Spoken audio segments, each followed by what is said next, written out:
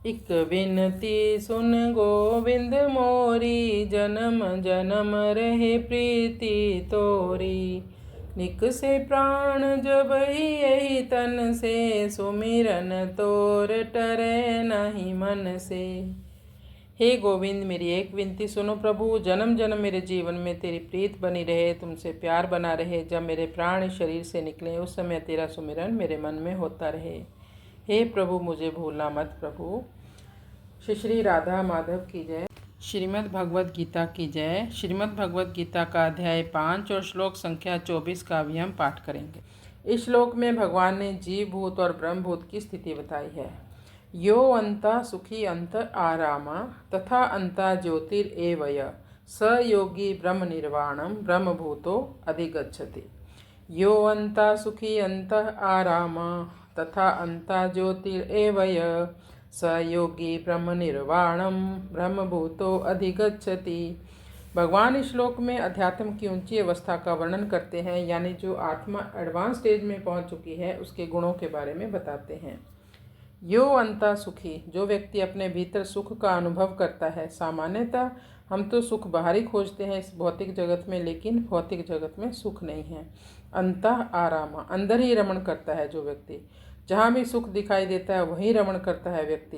तथा अंता ज्योतिरेवय, अंतर ज्योति यानी उसकी दृष्टि अंदर ही अंदर लगी होती है। योगी अपना सुख अपने अंदर ही ढूंढता है। वह भीतर ही भीतर रमण करता है, क्योंकि वह समझता है मैं शरीर नहीं, मैं आत्मा हूँ। जब शरीर नहीं तो शरीर को सुख पहुँचाने वाली वस्तुएं मुझे कैसे सुखी कर सकती हैं। कुछ चीज़ें शरीर को कुछ समय के लिए तो सुख पहुँचा सकती हैं। अंततः मैं आत्मा हूँ, तो आत्मा का जो सुख है वो बिल्कुल अलग है। यहाँ पर कर्म संन्यास योग की बात चल रही है, उसका अध्याय हम पढ़ रहे हैं। यहाँ ज्ञान योगी के लक्षण बताए जा रहे हैं। जो ज्ञान योगी है वह कहीं भी बैठकर अपने भीतर आत्मा में परमात्मा का दर्शन करके ही सुखी रहता है। उसे पूजा पाठ, भगवान की सेवा या नाम जप की इच्छा नहीं होती। स योगी ब्रह्म निर्वाणम, ऐसा योगी ब्रह्म निर्वाण को प्राप्त करता है। ब्रह्म निर्वाण क्या है? निर्वाण का मतलब है समस्त प्रकार के क्लेशों से मुक्त होना। ऐसी ब्रह्म की स्थिति जहाँ ज्ञानी अंदर ही अंदर आनंद का अनुभव करता है, अंतःकरण में ही रमण करता है। ऐसे बहुत से योगी हैं हिमालय में जो कई कई वर्षों से तपस्या में लीन हैं। उन्हें कुछ पता ही नहीं दुनिया में क्या चल रहा है, क्योंकि उन्होंने अपनी चेतना को स्थिर कर लिया है। ये मार्ग कुछ गिने चुने लोग ही अपना सकते हैं, सामान्य जन नहीं। सामान्य जन तो इस संसार में रहकर भगवान की सेवा करके ब्रह्म की स्थिति को प्राप्त कर सकता है। कभी कभी जब हम इस प्रकार के श्लोक पढ़ते हैं तो लगता है शायद ये जो हम कर रहे हैं ये श्रेष्ठ मार्ग नहीं है। नहीं, भगवान आगे कहते हैं ब्रह्मभूतो अधिगच्छति। ऐसा व्यक्ति ब्रह्मभूत अवस्था को प्राप्त कर चुका है जो लेकिन फिर भी भक्ति ब्रह्मभूत की स्थिति से भी आगे है। ब्रह्मभूत प्रसन्न आत्मा न सोचती न कांक्षति, सम सर्वेषु भूतेषु मद्भक्ति लभते पराम। दो प्रकार की स्थिति होती है, जीव भूत और ब्रह्मभूत। जीव भूत यानी जीवात्मा।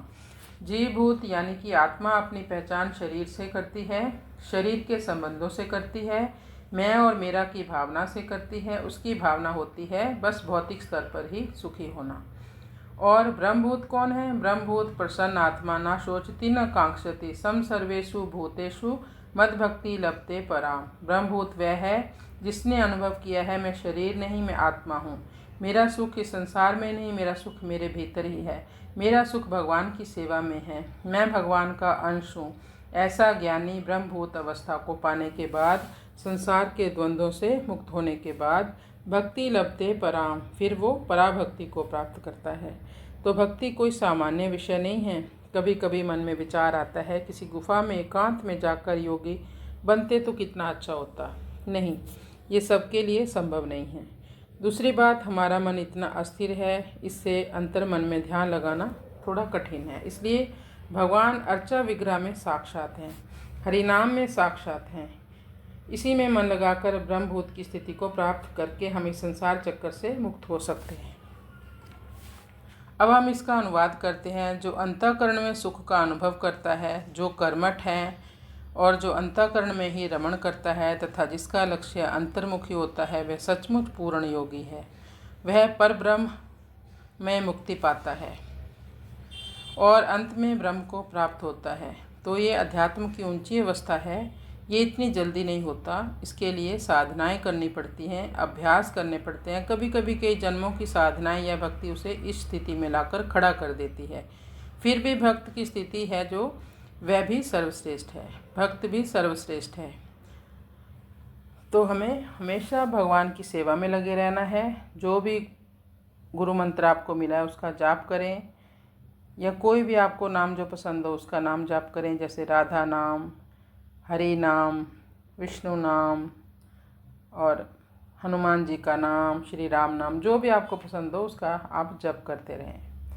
तो इसी से मुक्ति संभव है।